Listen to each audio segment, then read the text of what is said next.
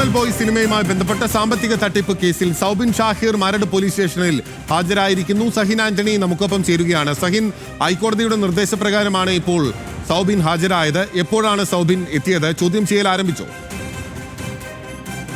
ബിനില് അല്പനേരം മുൻപാണ് സൗബിൻ മരട് പോലീസ് സ്റ്റേഷനിൽ ഹാജരായത്. സൗബിനോടും ഒപ്പം തന്നെ പിതാവ് ബാബു ഷാഹിറിനോടും കൂടാതെ സൗബിന്റെ തന്നെ മറ്റൊരു പാർട്ട്ണറിനോടും കൂടി 3 പേരോടാണ് ഇന്ന് ഹാജരാകാൻ ആവശ്യപ്പെട്ടിരിക്കുന്നത്.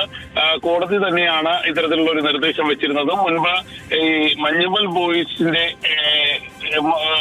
സഹ നിർമ്മാതാവായിട്ടുള്ള സിറാജ് അദ്ദേഹം 7 കോടി രൂപയായിരുന്നു ഈ ചിത്രവുമായി ബന്ധപ്പെട്ടുകൊണ്ട് അതിന്റെ നിർമ്മാണത്തിനായി നൽകിയിരുന്നത്.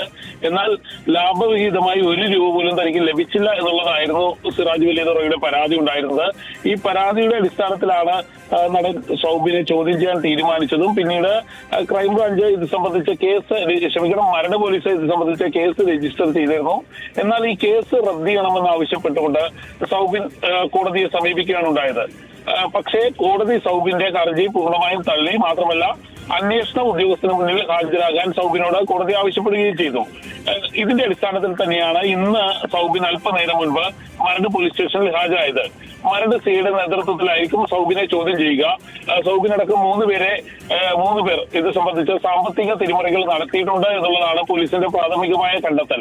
40 കോടിയിലധികം രൂപ ലാഭവിഹിതമായി മാത്രം ലഭിച്ചു എന്നുള്ളതാണ് സിറാജ് വലിയതുറയുടെ പരാതി ഉണ്ടായിരുന്നത്. തനിക്ക് 40 കോടിയോളം രൂപ ലഭിക്കണമെന്നുള്ളത്. അതാണ് സിറാജ് വലിയതുറയുടെ ആരോപണം. അതിലിപ്പോൾ ഹൈക്കോടതിയുടെ നിർദ്ദേശത്തിന്റെ അടിസ്ഥാനത്തിലാണ് ഇപ്പോൾ നടനും നിർമ്മാതാവുമായിട്ടുള്ള സൗബിൻ ഷാഹിർ പോലീസ് സ്റ്റേഷനിൽ ഹാജരായിരിക്കുന്നത്. സഹിൻ ആന്റണിയാണ് വിവരങ്ങൾ നൽകിയത്.